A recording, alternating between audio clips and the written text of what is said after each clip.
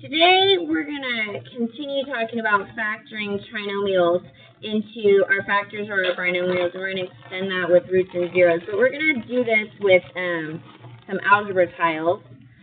So we are going to talk real quick. We have big squares where red is always negative and the other color is positive. We have rectangles. Okay, these are representing x squared. This is x. And then we have little bitty tiny squares, and these are representing one whole. Again, negatives are going to be all red. So our goal today is to be able to build a model of these trinomials. And when you do that, you need to make sure, so I have an x squared, I need 4 x's. And they're going to be green because they're positive. And then I need 4 little yellow blocks because together, x squared, I have 4 x's and I have 4 constants. And when you build these, you need to make sure your goal is to try to get it as close to a square as possible.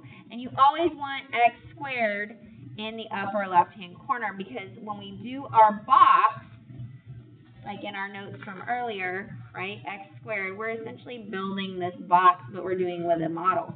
So you want your x squared in the top left, you want your constants in the bottom right. So if I was to build this, I could make it look like this. And there is my box. So when I do this, I can see if I broke this into 4 pieces, I have x squared, 2x, 2x, and 4. So if I was to draw this, move this down a little bit, and I can say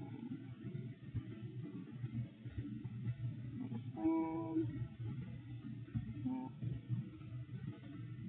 pardon my drawing, lines are not very straight. 1, 1, 1, 1. And what you can do when you look at this is you can see that this is essentially our box, right? Where I have x times x is x squared, x times 2, x times 2, 2 times 2 gives me the 4. And that's going to give me my factors, where I'm looking here for the first factor and here the second, or my binomial. So I can write x plus 2 times x plus 2.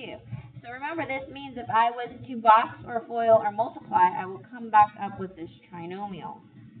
Now, solve for the roots or zeros. Notice this is set equal to y. We have talked about a 0. 0 is an x-intercept, so that is the value where y is 0.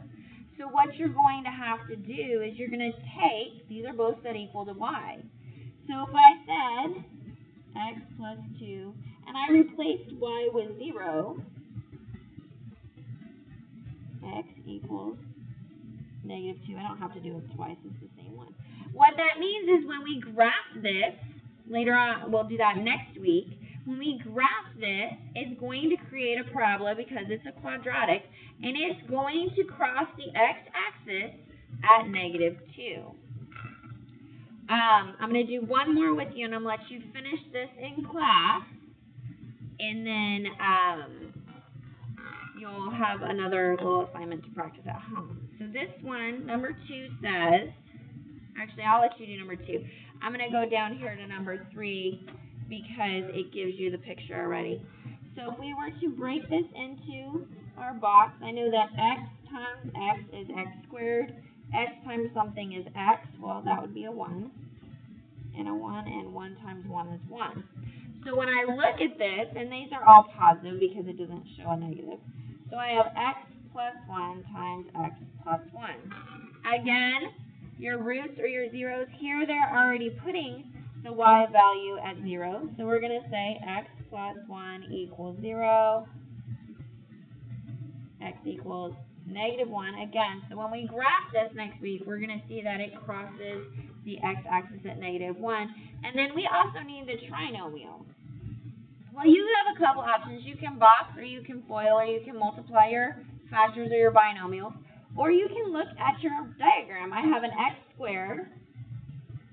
I have 2 x's. and I have one constant.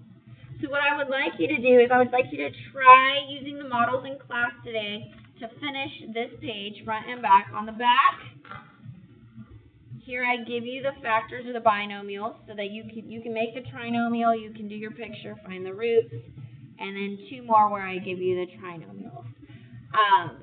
If you have any questions, feel free to ask.